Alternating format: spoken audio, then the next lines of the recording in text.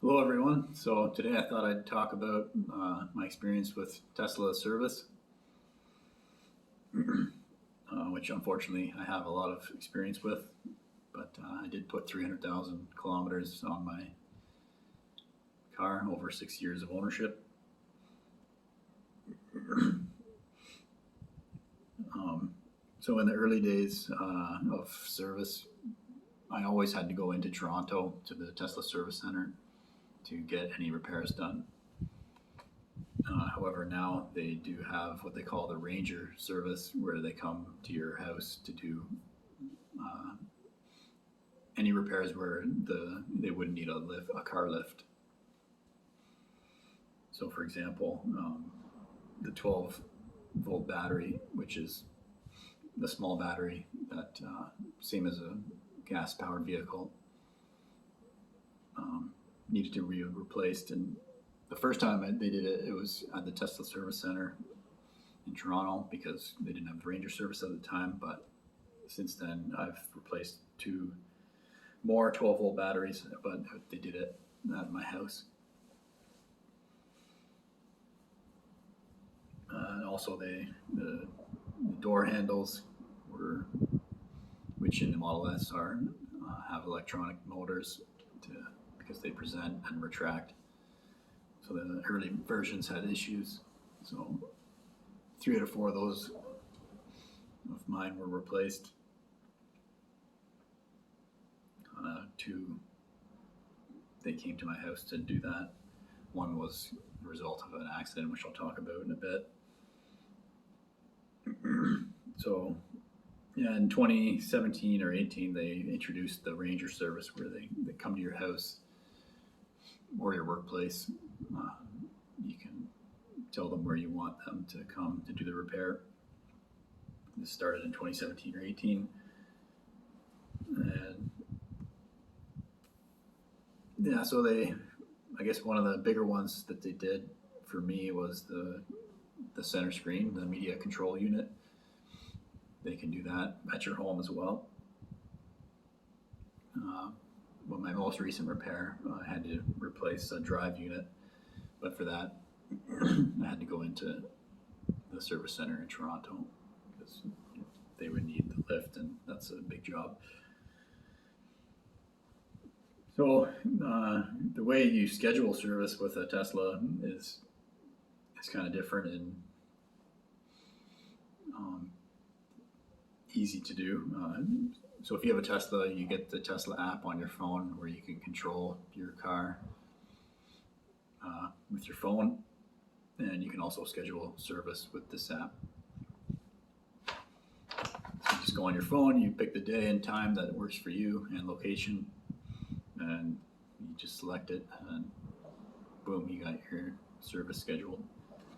No waiting on the phone to talk with anyone.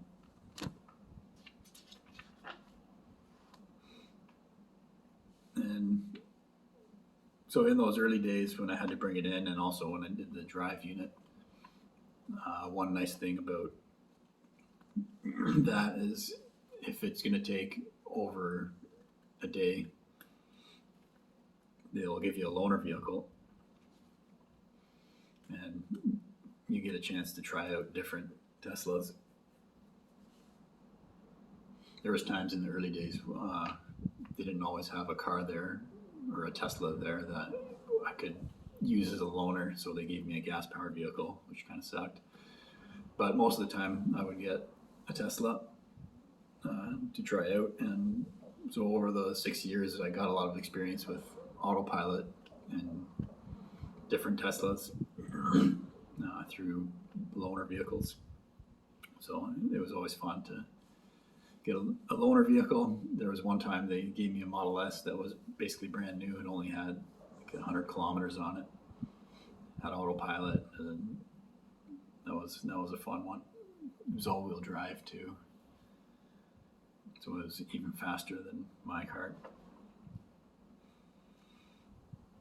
So one other thing I can mention is, unfortunately, I also had a situation where a lady ran into my car in a parking lot and put a big dent in the rear passenger door.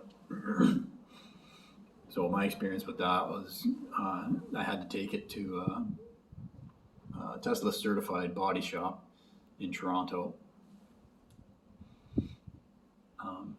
But there again, they gave me a rental car, which turned out to be a Tesla Model S and had autopilot. So that was fun to use that for 10 days. And that's where the other door handle was replaced, because they replaced the whole door, which took some time I had to drive around for a while with a big dent in my door, which luckily, I can still drive it around, but it took a while to get the door in from the States. I assume it came from California. So I was driving it around until the door came in, and then the repair itself took 10 days.